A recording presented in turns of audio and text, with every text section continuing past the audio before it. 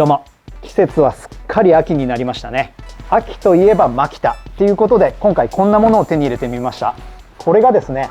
18V 仕様の充電式ブロワ集塵機、モデル名 MUB187D っていうものになります。これが何かというと、この名前からも分かるようにブロワになったり集塵機になったりするっていう充電式の道具になります。これ前々から気になってたんで、ちょっと手に入れてみました。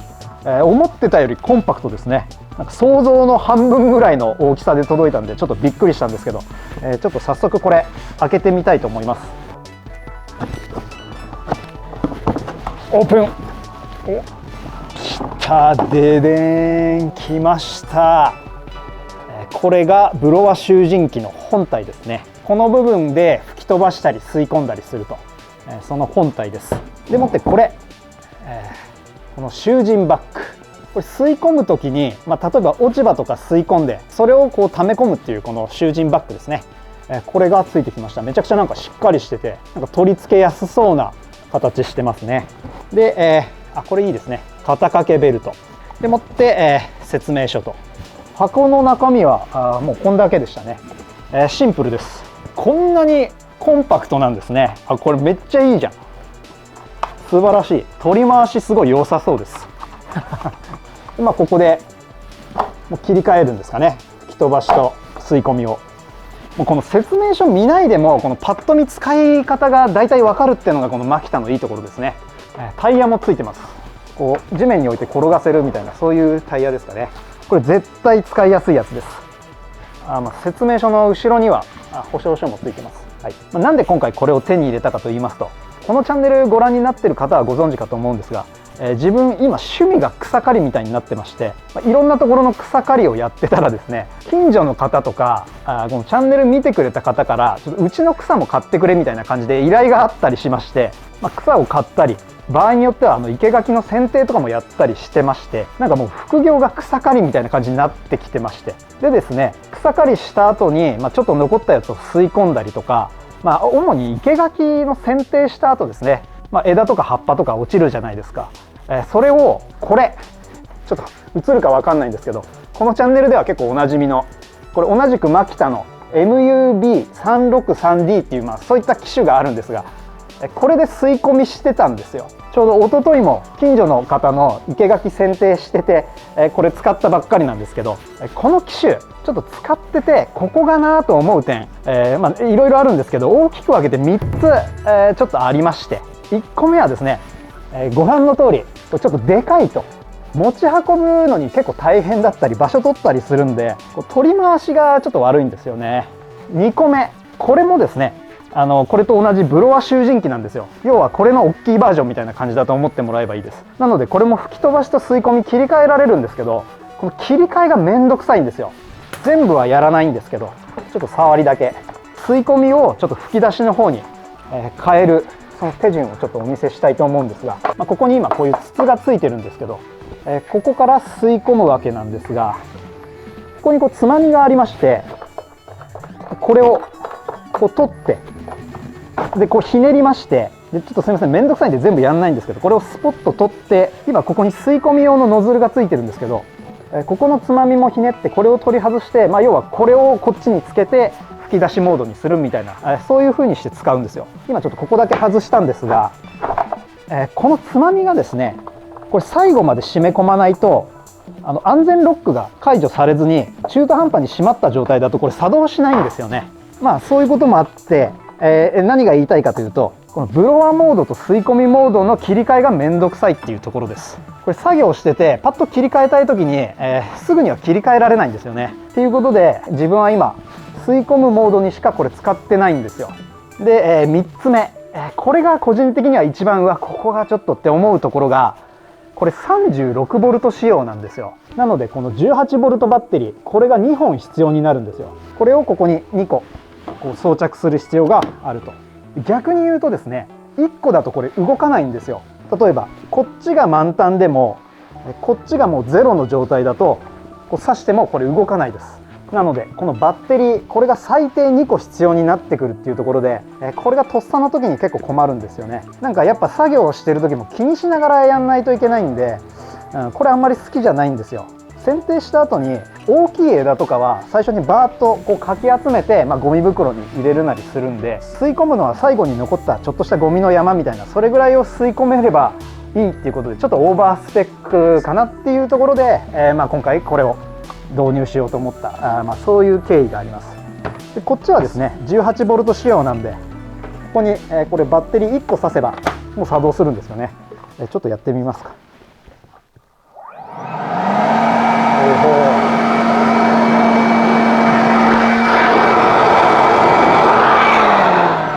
いいですね。ちょっと起動するまでは時間かかりますね。押してキュイーンみたいな感じで最大のパワー発揮するまでに数秒かかるっていう感じですかね。ただこれも一緒なんですよ。それはそれにしても軽い、軽いしコンパクトで、いいですね。これちょっとこれざっとどうなってるのか見た後、実際に使ってみたいと思います。これさっきも紹介したんですが、バッテリーはこの 18V 仕様のものですね。これを装着します。装着もしやすいですね。ここにこう装着できるんで邪魔にならないですね。これ、ちょっとここにも注意書きあるんですけど、これ吹き飛ばしの他に吸い込みもするんで、手は絶対に突っ込まないようにしましょうと。ここにもこう握るやつがついてますね。滑り止めついててすごい握りやすいです。てか見た目めちゃくちゃかっこいいですね。そして軽いです。この状態だと 3464g です。3.5kg 以下と。しかもバッテリーついてこの重さ、これいいですね。これなら女性でも全然持ち運びできます。ここに付属の肩掛けとかさっきの囚人バッグ、これを入れたとしても 3872g ぐらい、4kg 以下ですね。いやこれはいいわ。こういう道具ってさっと出してきてさっと使いたいんですよね。そういう時にこのコンパクトさはとても便利だと思います。でもってここがですね、こうすると伸びると。吸い込む時とかも便利そうですね。これならで、これ戻す時はこのつまみを下げて戻すと。で個人的に何がいいって、これ伸ばす時はいちいちこうやらなくても、ただこうやれば伸びるっていう、ここがですね、この手間を少しでも減らそうとするこのマキタの執念を感じるというか、こういうとこです好きなの。縮める時だけ押せばいいっていうところですね。こう色もマキタカラーじゃないですか。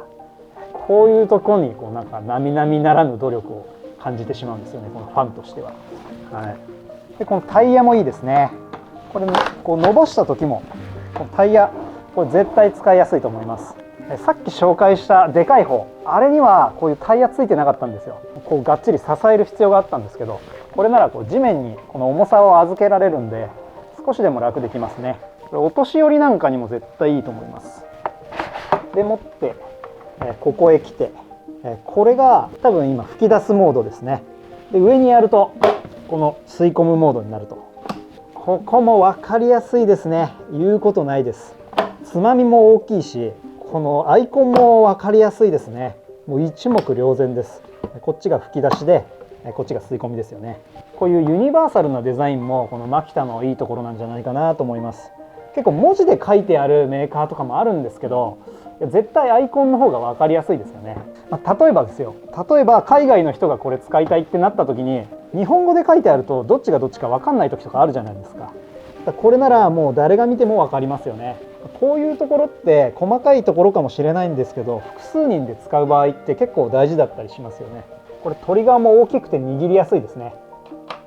ちょっと押しただけでは作動しなくて、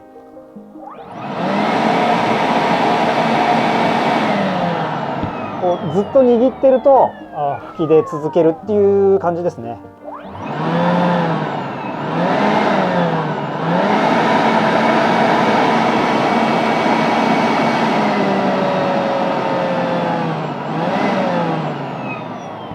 ちょっとこの辺りはトリガーコントロールシビアだけど強弱もつけられます。でさっき紹介したでかいブロワ囚人機でもそうだったんだけど、これクルーズコントロールついてます。これめちゃくちゃ便利です。これがですね、こうトリガーを押し続けなくてもここをこう上げるとずっと握ってなくても吹き出し続けてくれるんですよね。こんな感じで。なのでずっと風を吹き出し続けたいみたいな時はこうやってあげればこういうこともできますね。マックスめちゃくちゃ強い、これは心強そうだわ。で今これ吹き出しだったんだけど、こっちで吸い込みもできると。あ、これあれだな、吸い込みの時はですね、吸い込んで直でここから出るんで、囚人バッグ取り付ける必要がありますね。囚人バッグこれです。もう見るからにつけやすそうなやつです。これは、ちょっともう説明書見ずに今やってます。ただこういう、いや超楽じゃん。もう説明書見る必要もないですね。こうしてここに引っ掛けるっていうことですかね。よくできてますね、マジで。これで吸い込める。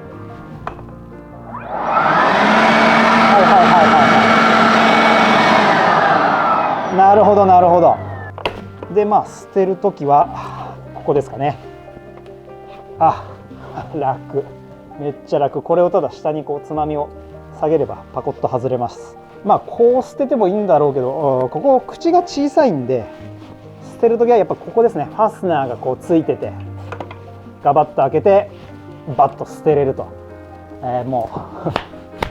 うこれは完璧です。完璧。ここにファスナーついてるんで、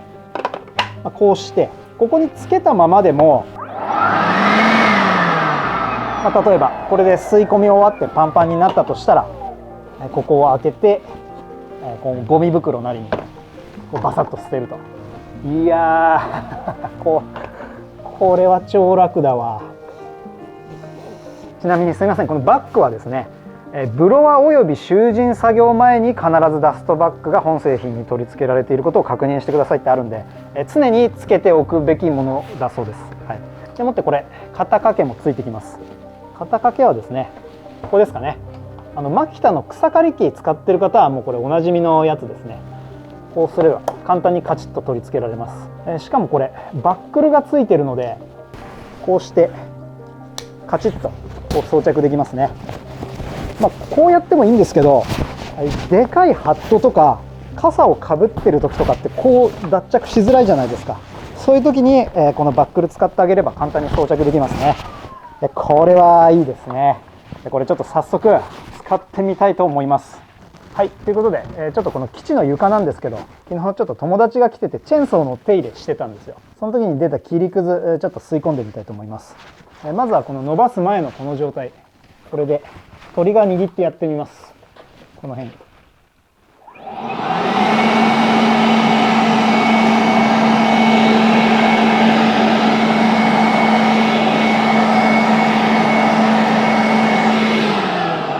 いや、めっちゃいいじゃんこれ。このタイヤ、これめちゃくちゃいい。ち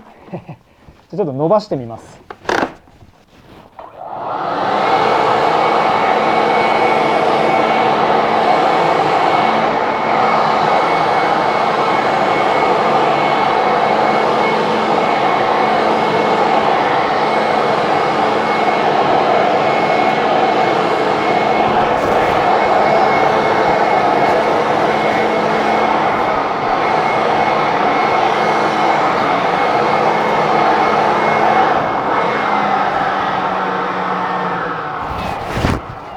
これ普通に掃除機として使えるじゃん。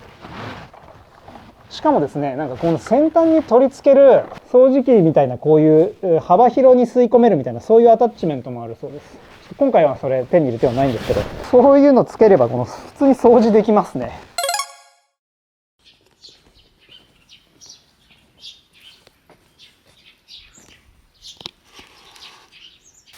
ということで、近所の視聴者さんの庭にちょうどいい落ち葉があったので、これ吸い込んでみたいと思います。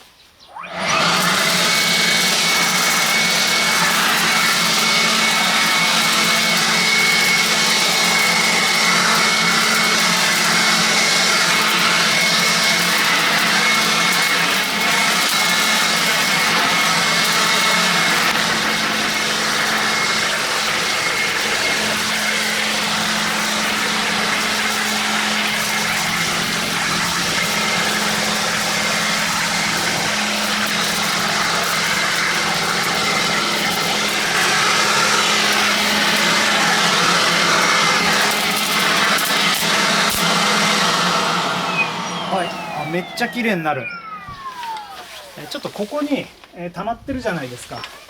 引っかかっちゃってるやつ、ああいうのはこうして、こ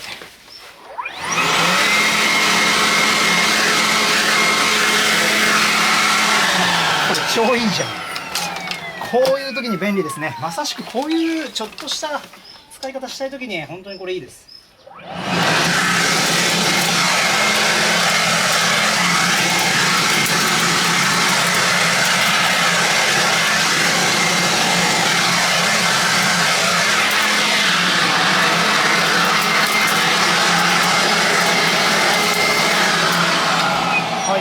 いや完璧。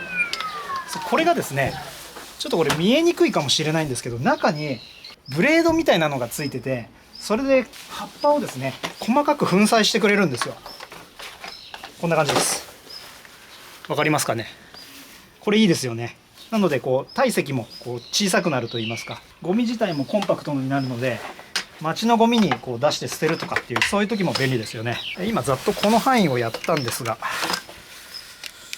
バッテリーでも2個減りましたね。燃費はマックスで使う、今マックスでなおかつクルーズコントロールやってたんですけど、その場合だと減り早いですね。なのでやっぱ掃除の最後の仕上げでやるみたいな、そういうのがいいかもしれないです。こういう場所をよくやってるんですけど、今日はちょっとしかやらないんですけど、ここだけちょっとやってみますか。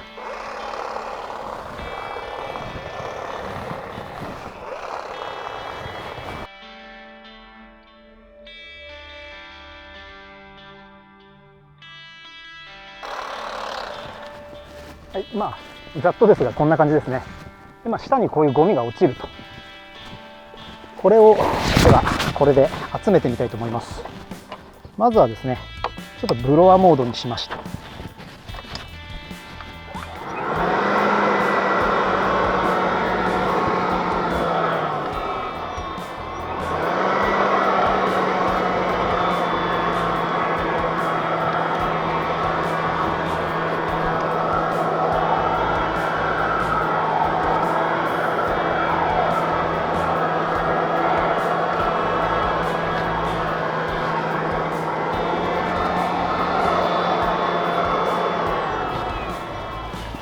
ある程度集めると。でもって吸い込みモード。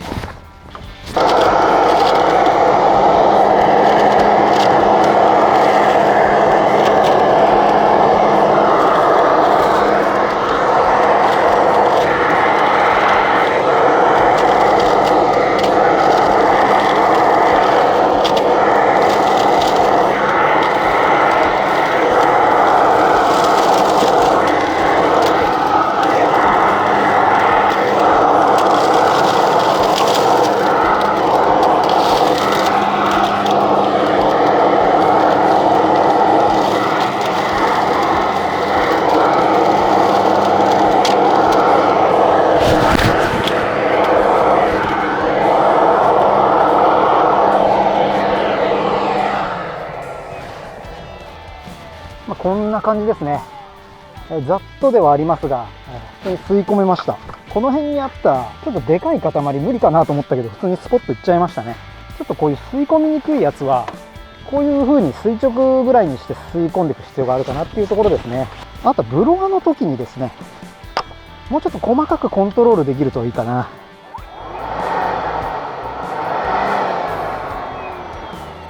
弱から中あたりのコントロールがちょっとシビアなので、すごいそよ風みたいなやつを送りたい時とかちょっと難しいかもしれないですね。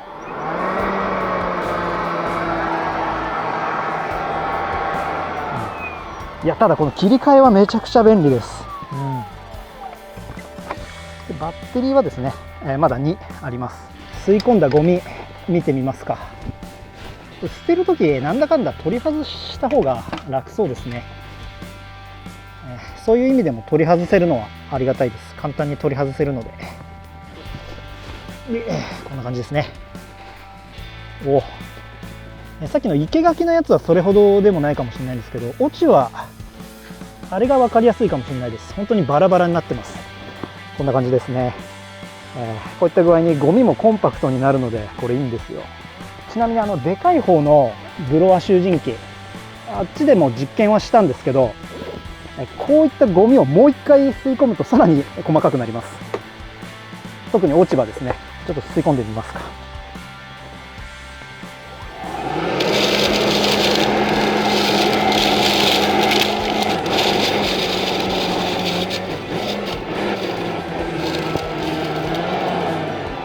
ちょっと音が、これもうバッテリー終わんのかな。正直燃費は恐ろしく悪いですもう一回開けてみますか。はい、こんな感じで、さっきよりも多分山がちっちゃくなってるはずなんですよね。中にですねブレードが入ってるんですよ。これが落ち葉とかを粉砕してくれると。もう一回吸い込むか。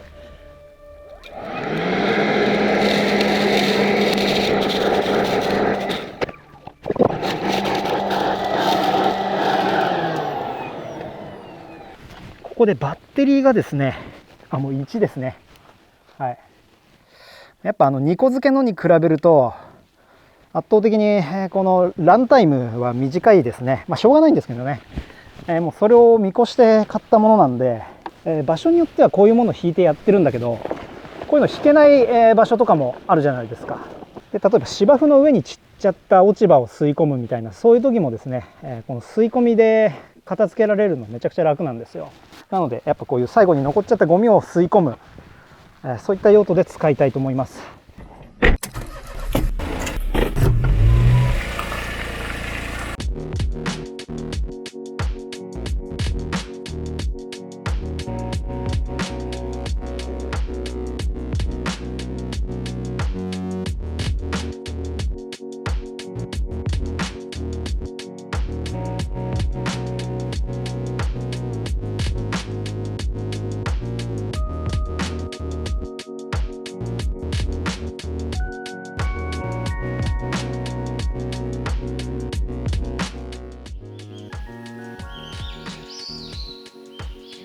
はい、ということで山道にやってきました。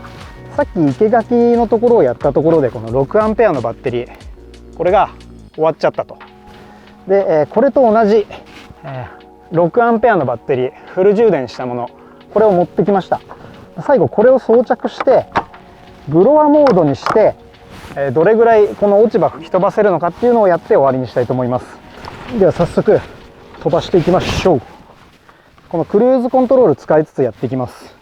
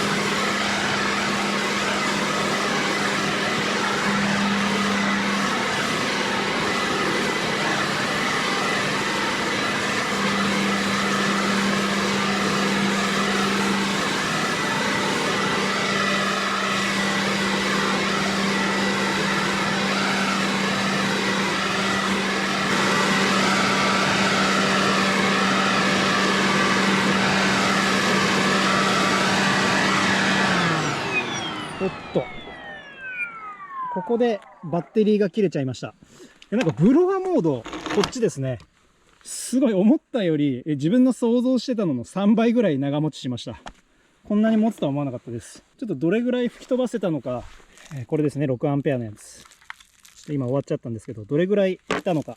ちょっとスタート地点から見てみましょう。はい、ここスタート地点ですね。ここから、こうブロワで綺麗にしてきました。すごい綺麗ですよね。こっち側に飛ばしてったんですけど、いい感じに吹き飛ばせてるんじゃないかなと思います。これ小石はですね、これ飛ばそうと思えばこれ多分飛ばせましたね。ただこの辺りはちょっと急いでたんで、こうやってました。すいません、この辺りがですね、クマは出ない地域ではあるらしいんですけど、今年なんか日本中でクマが多発というか、クマがめちゃくちゃ出没してるらしくてですね、ちょっと怖いんで、ちょっと早歩きできます。でもこの辺りも綺麗になってますよね。こういう木の枝もですね、結構簡単に吹き飛ばせてました。でこの辺りも確かこれは転がってましたね。これもなんか転がってて、さすがにこれぐらいになると、ちょっと動かないかなっていうところだったんですけど、それでもブロワとして結構優秀なんじゃないかなと思います。まだ行きます。この辺もバーってやりましたよね。で、ここちょっと駐車場みたいになってるんですけど、こっちにも飛ばしました。で、こっちに行きまして、この辺りもですね、結構木の枝飛ばしてたんじゃないかなと。これぐらいのはちょっと残して、飛ばさずに置いといたんですけど。こういうのもですね、こう当てると動かないんだけど、こう当てるとこう飛んでいったりしますね。ここもかなり綺麗になってます。でようやく見えてきました。こう来て、ここですね。この辺りがですね、この葉っぱと木の枝、ちょっと太めのやつがこう固まってて、それをバーってやってたら終わっちゃったっていうところで、ただ、この 18V 6アンペア、これで今来た道ぐらいできましたね。やっぱこの吸い込みモード、あの時はなんかちょっとバッテリーの減り恐ろしく早いなと思ったんだけど、やっぱこう吸い込む手前、ここで粉砕してるんで、結構抵抗かかるから電力消費するんじゃないかなとは思うんですけど、こっちのブロワーモード、これの燃費はなかなか良かったです。はい。じゃあちょっとこれ使ってみて、良かったポイントとここがなと思ったポイントそれぞれ上げて、終わりにしたいと思います。クマ怖えな。まず良かった点、これブロワとしてかなり優秀だと思います。最後にやった実験でこんなに吹き飛ばせるとは思いませんでした。で次はやっぱりコンパクトさですね。ちょっとこっちと比べながらになっちゃうんですけど、こっちよりもはるかにこう持ち運びしやすいです。でバッテリーも1つで済むので、こっちみたいにどっちかのバッテリーが終わるともう使えなくなるみたいな、そういうことがないのがいいですね。であとやはりこの切り替えで吸い込みもできる、この切り替えがめちゃくちゃ楽っていうところですね。吸い込む力もですね、生け垣の時にこれぐらいの大きい塊吸い込んだんですけど、それも吸い込めるぐらい、意外と吸い込みの力も強くて、でなおかつ中で粉砕してくれるんで、こんなに細かくなります。これさっきのやつです、はい、2回目吸い込んだ後ですね。何回かやってあげると本当にこう細かくなります。ちょっとした時にさっと出してさっと使えると。でここもいいですね、このノズルが伸縮すると。収納する時もこの状態だとかなりコンパクトですよね。こんなに違います。でこれも取り外ししやすいので、これも収納する時にいいと思います。でこのダストバッグもですね、こう付け外しが本当に楽なんですよ。こんな感じですね。外す時のワンタッチだし。でこのゴミ捨てる時に関して、これを取り外さなくても、こう開ければこれを装着したままこうゴミを排出することもできると。こっちの方がゴミの貯められる容量は多いんだけど、ちょっと装着が手間だったんですよね、ここが。これも取り外してこのチャックをガバッと開けて捨てるっていう風な動作はできたんだけども、こっちよりもはるかに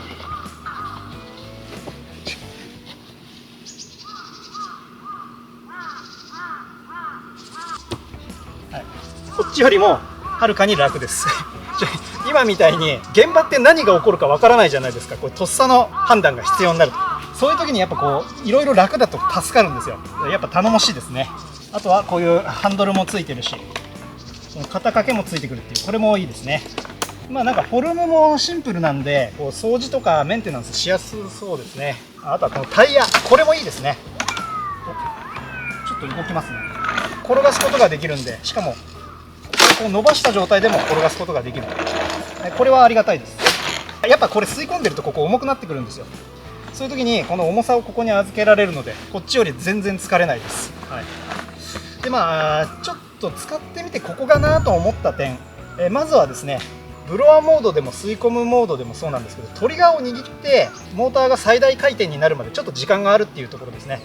クッと押してすぐバッと吸い込めるかっていうとそうじゃなくて、クッと押してキュイーンっていうちょっと待機時間みたいなのがあってバーッと吸い込むみたいな、そういう感じですね。であとはちょっとブロワーモードの時に感じたんですが、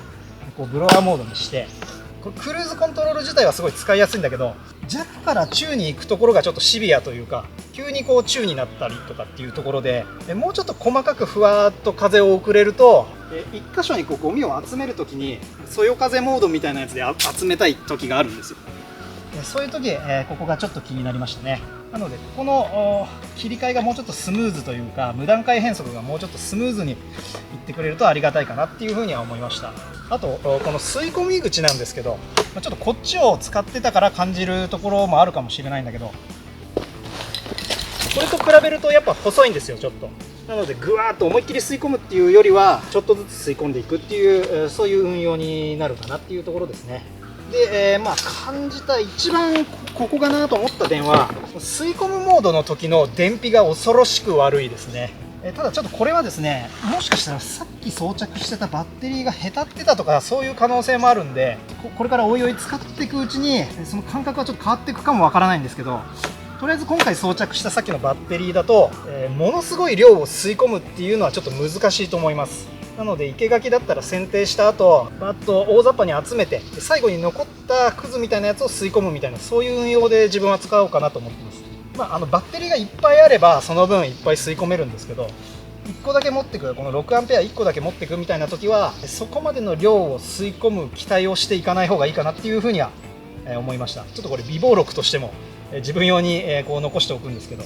そういったところですかね。あとはですね、これ 40VMAX シリーズで出してもいいんじゃないかなと思いましたね。やっぱ吸い込みのパワーとか持続時間とか考えると、18V これ結構普及してるバッテリーだと思うんで、いろんな方使えるのいいと思うんですけど、40VMAX シリーズもあればいいかな。もしそっちがあればそっち買ってました。ただそんなところですかね。本当にこれ使いやすいです。良かった点でちょっと言い忘れてたんですけど、これ意外と安くはないんですけど、思ったよりも高くなかったっていうところで、自分が買った時18,700円とかそれぐらいでしたね。マキタマニアの方は分かると思うんですが、マキタ製品ってどれも結構高いんですよ。なのでこれもっとするかなと思ってたら、意外とその値段で買えるんだっていう風な感想を持ちました。はい、マキタってこの 18V シリーズいろんな種類のブロワーがあるんですよ。でちょっと余談なんですが、自分キャンプ好きで、